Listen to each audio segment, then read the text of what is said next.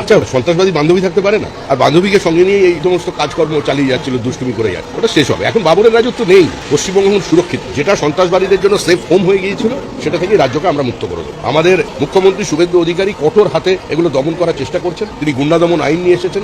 একইভাবে সীমান্তে জমির ব্যবস্থা করেছেন সত্তর, যাতে সেখানে বিওপি তৈরি করা যায়। এবং আমাদের সরকার পশ্চিমবঙ্গকে সুরক্ষিত রাখতে এবং পশ্চিমবঙ্গের পার্শ্ববর্তী রাজ্যকে সুরক্ষিত রাখতে এবং দেশের আভ্যন্তরীণ নিরাপত্তা যাতে কোনো প্রশ্নচিহ্নের সামনে না পড়ে যায়, তার জন্য তিনি যত্নশীল। আমাদের সরকার সেই লক্ষ্যে কাজ করেছে।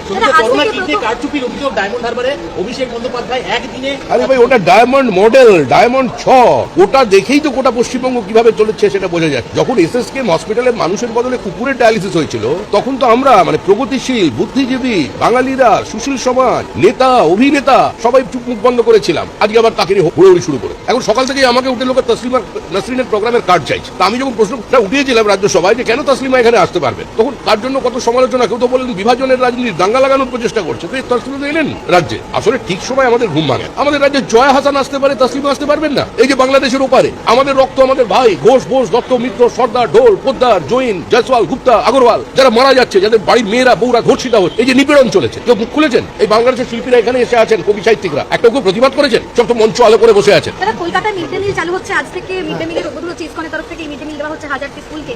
কি বলবেন এই বিষয়টা নিয়ে? বলার কি আছে? এই সরকার বলে না, এই সরকার করে দেয়।